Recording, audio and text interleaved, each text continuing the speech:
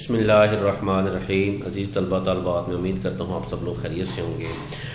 अज़ीज़ तलबा, हमने अपने फोर्थ चैप्टर के ए सेक्शन को कंप्लीट किया। आज हमारी मेन डिस्कशन का जो हिस्सा है, जो नेक्स्ट हमारा टॉपिक है, वो फोर्थ बी है, जिसमें हम सेंट्रल नर्वस सिस्टम पे बात करेंगे। सेंट्रल नर्वस सिस्टम किस तरह से हमारी बॉडी में अपना किरदार अदा कर रहा है, और उसमें जो मेन हमारा सेक्शन होगा, उसमें जो डिस्कशन हम कर रहे होंगे वो हम एनाल्जेसिक्स पे कर रहे होंगे। एनाल्जेसिक्स क्या चीज़ हैं और वो किस तरह से हमारी बॉडी में इन्वॉल्व हो रहे हैं। बेसिकली जो सेंट्रल नर्वस सिस्टम है वो कंट्रोल करता है आपकी बॉडी के मोस्ट फंक्शंस को। माइंड का और बॉडी का जो फंक्शंस हैं उनको आपका सेंट्रल नर्वस सिस्टम ही कंट्रोल, जिसको आप CNS का नाम देते हैं।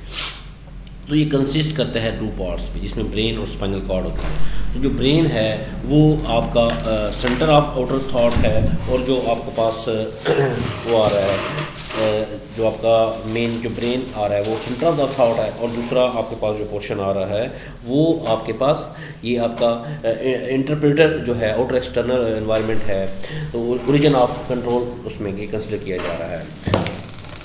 तो इसमें ये अगर हम देखते हैं कि एनाल्जेसिक्स किस तरह से इसमें इन्वॉल्व हो रहे हैं, तो उसमें हम देख सकते हैं एनाल्जेसिक्स आपके बॉडी में क्या तरीकाकार है। Analgesics are medications that are used to relieve pen.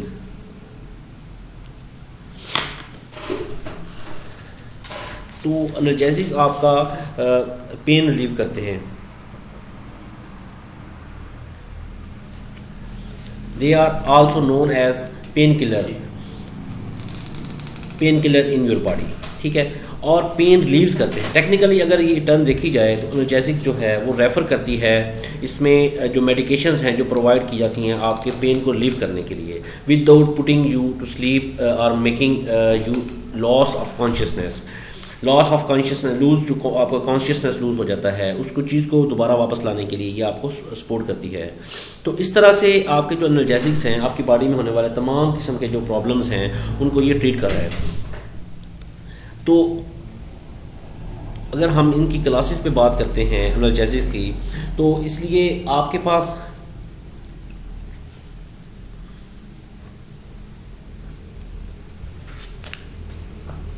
Analgesics में ड्रग्स जो रिलीव करती हैं पेन की bye acting on the central nervous system and reduce without loss of consciousness में आ रहा है। तो 2 किस्म के आ रहे हैं, नारकोटिक्स और नॉन नारकोटिक्स, ठीक है।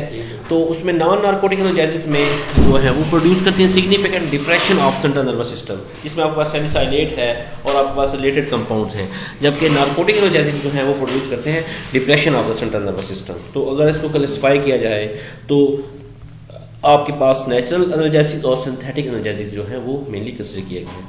नेचुरल एनाल्जेसिक में आपके पास मॉर्फिन, कोडीन, और सिंथेटिक एनाल्जेसिक में आपके पास मेथिलीन और मेथाडोन जो है वो कंसिडर किया जा रहा है। तो अगर हम इसमें देखते हैं बेसिकली जो आपके नॉन नार्कोटिक एनाल्जेसिक्स हैं उनके मैकेनिज्म ऑफ एक्शन पर बात करते हैं, मेथोडोलॉजी पर बात करें, तो depression of cyclo oxygenase activity, इसमें क्या हो रहा है जी, साइक्लिक ऑक्सीजनेज की जो एक्टिविटी है उसको डिप्रेस किया जाता है। उससे क्या होता है, डिक्रीजिंग ऑफ प्रोस्टाग्लैंडिन, ठीक है, डिक्रीज किया जाता है आपके प्रोस्टाग्लैंडिन को, और प्रोस्टाग्लैंडिन सेंसेस को डिक्रीज किया जाता है आपके प्रोस्टाग्लैंडिन सेंसेस को आपके पेरिफेरल टिश्यूज़ में और इसके आपके सेंट्रल नर्वस सिस्टम में। Decreasing of prostaglandin senses in peripheral tissues and in central nervous system, और जिससे क्या होता है जी, वो डिक्रीजिंग हो रही है आपके पास ये जो आपका सेंसिटिविटी है आपके नर्व एंडिंग की, और डिप्रेशन ऑफ ट्रांसमिशन ऑफ आपके पास नोसिसेप्टर इम्पल्सिस जो हैं आपके level of central nervous system structure पे।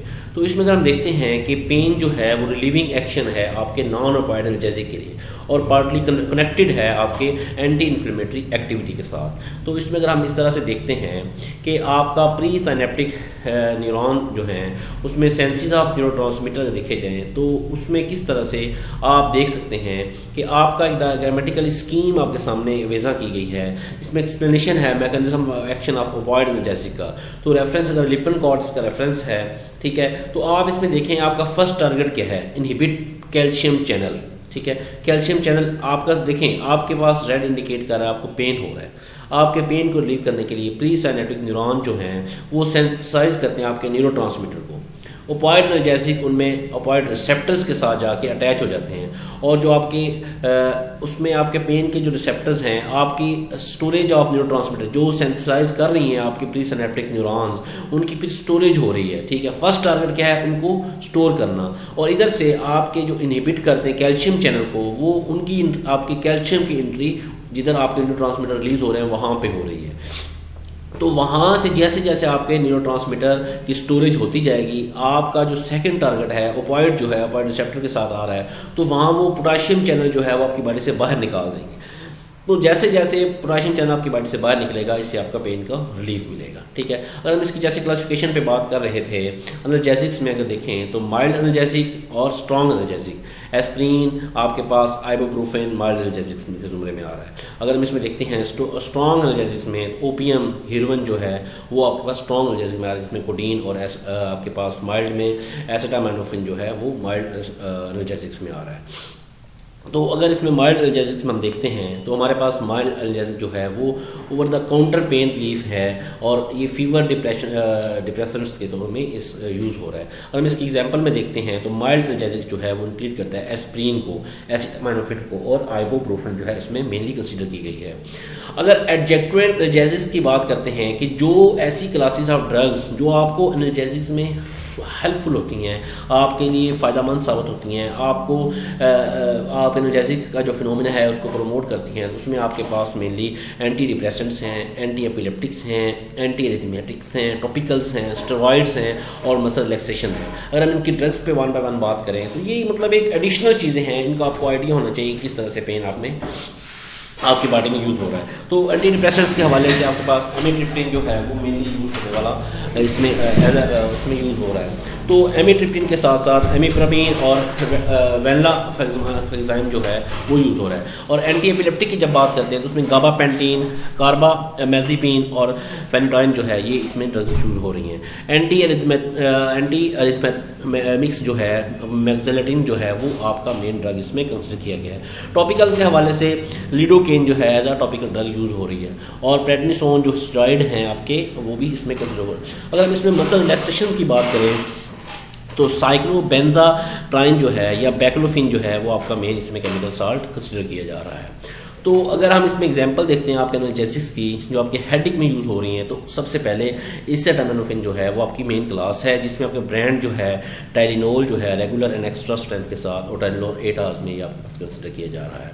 तो अगर इसमें हम देखते हैं कि एस्प्रिन के हवाले से, तो एस्प्रिन में आपके पास जो बायर की रेगुलर है, बायर एक्स्ट्रा स्ट्रेंथ और ब्यूफरिन आपके पास इकोट्रेन वगैरह ये यूज़ हो रही है। अगर आइबुप्रोफेन के हवाले से देखा जाए तो एडविल मिग्रेन जो है वो आपके पास आइबुप्रोफेन के इसमें एक्टिव इंग्रेडिएंट के तौर पर इस्तेमाल हो रही है। नेप्रोक्सन सोडियम में एलीव के नाम से आपके पास जो सनफ्लेक्स के नाम से ये आपके पास ये केमिकल साल्ट अवेलेबल है जो हेडेक को ट्रीट करने के लिए यूज़ हो रहा है। Indication for administration of non narcotic analgesics, उसमें हेडिक है, टूथिक है, आपके पास पैकेज है, और न्यूरोलजिया है, ठीक है, जॉइंट पेन आपके पास हो रहा है, तो पोटेंशिएट करता है आपके इन एक्शंस को। अगर इसमें कम्बिनेशन हम देखते हैं तो पैरासिटामोल को जब कोडीन के साथ दिया जाता है तो मेटामिजोल जो डोमिड्रोल के साथ, मेटामिजोल आपके कोडीन के साथ इसको आप बॉडी में एडमिनिस्टर कर सकते हैं। तो टॉपिकल एनाल्जेसिक्स में आपके पास जो टॉपिकल आपका यूज़ है टॉपिकल एनाल्जेसिक्स का, उसमें मेनली आप टॉपिकल इसको देख सकते हैं कि जो कंसंट्रेशन है आपके पास कैप्सिसिन की, लो कंसंट्रेशन और हाई कंसंट्रेशन। लो कंसंट्रेशन में आपके ऑस्टियोआर्थराइटिस और आपके हाई कंसंट्रेशन में आपके जो न्यूरोपैथिक पेन है उनको ट्रीट किया जाता है। अगर हम लोकल एनेस्थेटिक्स की बात कर रहे हैं तो हेमराइड्स और न्यूरोपैथिक पेन जो है उसमें मेनली यूज़ हो रहा है। नाइट्रोग्लिसरीन के हवाले से अगर हम इसमें देखते हैं तो हेमराइड्स और एनल जो आपके पास एनल्फियर्स हैं ये मेनली आपका पार्ट है। Non steroidal anti inflammatory drugs में ऑस्टियोआर्थराइटिस और स्प्रेन्स एंड स्ट्रेन्स जो है ये कॉमन यूज़ के लिए केमिकल साल्ट आपके यूज़ किए जाए। टॉपिकल के हवाले से अगर हम देखें तो सैलिसाइलेट्स जो हैं वो इंजरीज और एक्यूट स्वेलिंग और इन्फ्लेमेशन जो हो रही हैं या माइनर आपके जो मस्कुलर पेन हो रहे हैं उसमें आप सैलिसाइलेट्स को यूज़ करते हैं। तो ये सारा जो हम स्कीम बता रहे हैं ये आपका बेसिकली ये थीम है कि किस तरह एनाल्जेसिक आपकी बॉडी में आ रहा है और ये किस तरह से वन बाय वन आपकी बॉडी को इफेक्ट करता है। अगर हम ड्रग नेम के हवाले से बात करें तो एसिटामिनोफेन की जो अडल्ट डोज है 325 to 650 mg तक है, ठीक है। तो उसका टॉक्सिक डोज जो है वो लॉस ऑफ एपेटाइट इसका टॉक्सिक लेवल पे आ रहा है, तो उसकी मैक्सिमम डोज 1 ग्राम तक आप एडमिनिस्टर कर सकते हैं। एस्प्रिन के हवाले से जब हम बात करते हैं 650 to 975 तक हम इसके अडल्ट डोज ले रहे हैं। और ये आपके टाइनाइटिस जो है, या आपके कान का जो आवाज़ आना, कान बजना, ये इसका मेन जो है टॉक्सिक डोज आ रही है। और 60 मिलीग्राम तक जो है वो आपकी मैक्सिमम डोज है। अगर हम इस तरह आइबोप्रोफेन को देखते हैं तो आइबोप्रोफेन में आपके पास 600 मिलीग्राम जो है वो आपका मेन कंसिडर होने वाला है, और इसकी मैक्सिमम डोज है वो 40 mg तक दी जा रही है, जबकि इसमें GI इरिटेशन जो है वो मेनली हो पा रही है। ट्रामाडोल की बात करें, ठीक है, तो उसमें आपके पास ये ट्रामाडोल जो है ये इसका जो डोज है 50 to 100 मिलीग्राम इसको हम देख रहे होते हैं, ठीक है।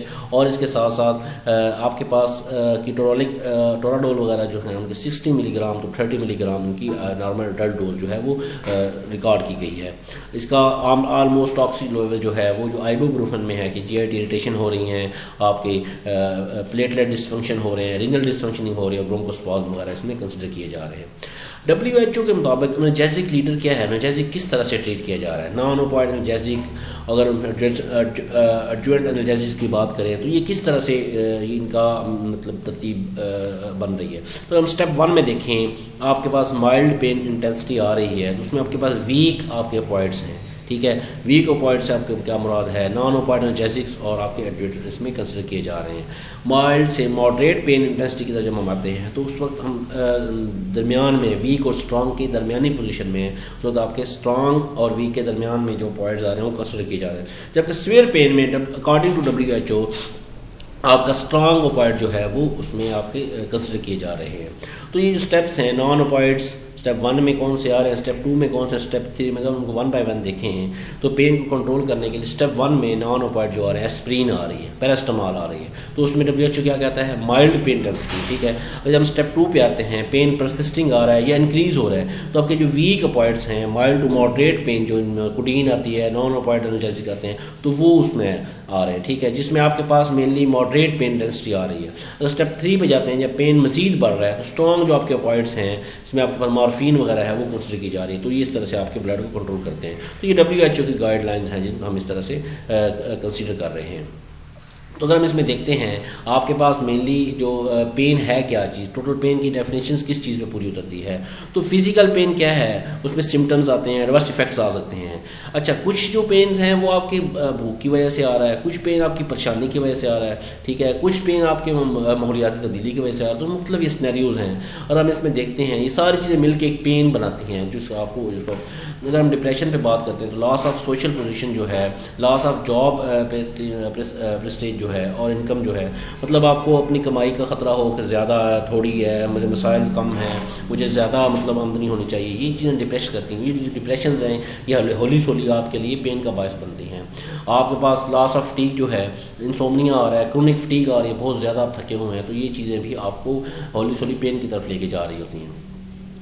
अगर हम इसमें देखते हैं कि आपके पास जो एंजाइटी है, फेयर ऑफ हॉस्पिटल और नर्सिंग होम जो है, फेयर ऑफ पेन जो है, ठीक है, आपके पास पेन का खौफ जो है, हॉस्पिटल या नर्सिंग होम का जो खौफ है, या आप अपनी फैमिली के बारे में परेशान हैं, तो ये चीज़ें आपको पेन की तरफ लेके जा रही होती हैं आहिस्ता आहिस्ता। अगर आप एंगर हैं, ठीक है, एंगर में आपके पास ब्यूरोटिक मंगलिंग हो रही है, आपके पास डिलेज आ रहा है आपके डायग्नोसिस में, अनअवेलेबल फिजिशियन आपके पास आ रहा है। तो अगर हम इसमें देखते हैं फेलियर आ रहा है आपकी थेरापी में, या friends who do not visit, आपका दोस्त आपके पास नहीं आ रहा, ये चीज़ें आपको होली सोली जब आप परेशान होते हैं तो आपको पेन की तरफ लेके जाती हैं। तो अगर हम इसको थोड़ा सा समराइज़ करें कि what is total pain, pain है क्या चीज़, एनाल्जेसिक की बात करें, एनाल्जेसिक पेन को ट्रीट करता है, तो इतनी लंबी चौड़ी इस पर डिस्कशन की जा रही है, इसलिए की जा रही है कि आपको अंदाज, क्योंकि ये असल में आपको ये चीज़ इसलिए डिटेल में मैं समझा रहा हूँ कि पेन हर जगह, हर घर, हर गली का मसला बना हुआ है। तो अगर खुदा न खास्ता ये पेन का मसला हल नहीं होता तो ये हमारे लिए बड़ा डिस्टर्बिंग फिनोमिना है। हम इसमें देखते हैं फिज़िकल, सोशल, स्पिरिचुअल और फिजियोलॉजिकल के हवाले से, साइकोलॉजिकल के हवाले से, ये चार चीज़ें मिलकर टोटल पेन बना रही हैं, ठीक है। फिजिकल में क्या होगा, कहीं आपका कोई सिम्टम आ गया, कहीं आप गिर गए हैं, या किसी की दवाई का एडवर्स इफेक्ट आ रहा है, वो तो आपका चलो फिजिकल पेन आ रहा है। साइकोलॉजिकली मतलब आप गुस्से में हैं, आप किसी खौफ में हैं, आपको कोई मदद चाहिए, तो ये साइकोलॉजिकली ये चीज़ें आपको पेन की तरफ लेके जा रही थी। सोशल में आपकी फैमिली प्रॉब्लम आ गया है, ठीक है, आपका कोई किसी एडमिनिस्ट्रेशन में आपका कोई रोल था वो आपसे वापस ले लिया गया, या आपकी कोई जॉब थी वो आप ख़त्म हो गई, या कोई आपकी इनकम कम हो गई, ये इनकम आपकी कम है, आप ज़्यादा चाहते हैं, तो ये चीज़ें सोशली आपके पेन की तरफ लेके जा रही हैं। अगर स्पिरिचुअली देखते हैं तो कि क्यों मैं अगर क्यों हूँ at God, what is the point, मतलब मुझे गिल्टी कुछ चीज़ें जो है ना अंदर अंदर बंदे को गिल्ट कर रही होती हैं। तो ये सारी चीज़ें मिल के एक मतलब जो चीज़ बनाती हैं, जो चीज़ आपके सामने आती है, उसको पेन का नाम दिया गया है। तो ये सारी जो डिस्कशन थी फिज़िकल, साइकोलॉजिकल, सोशल और स्पिरिचुअल जो है, ये आपके पेन के ज़ुमरे में आ रही है। तो इसके साइड इफ़ेक्ट्स हैं जो एनाल्जेसिक्स की हमने बात कर रही थी। आपके पेन हो रहा है, ठीक है, यूफोरिया आ रहा है, ये शॉर्ट टर्म इसके हैं, नोजिया, वोमिटिंग वगैरह, जबकि लॉन्ग टर्म जो है इसमें आपके पास जो आपका लॉस ऑफ एपिटाइट हो जाता है, समटाइम डिस्टर्बेंस आ जाती है आपके मेंस्ट्रुएशन पीरियड में। तो इसका एडवर्स इफेक्ट में देखें तो हेलुसिनेशन, जैसे हमने बात की थी कि बंदा समझता है कि सारा कुछ जो हो रहा है, जहाँ कोई गिर गई है, कोई धमाका हुआ, वो मेरी वजह से हुआ है, ठीक है।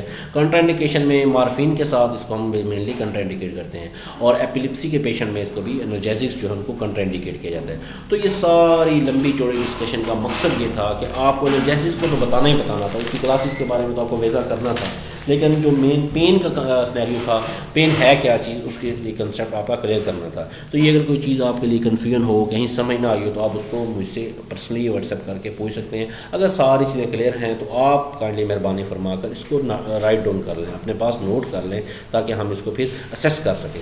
अल्लाह ताला आप लोगों को कामयाब करे। Good luck.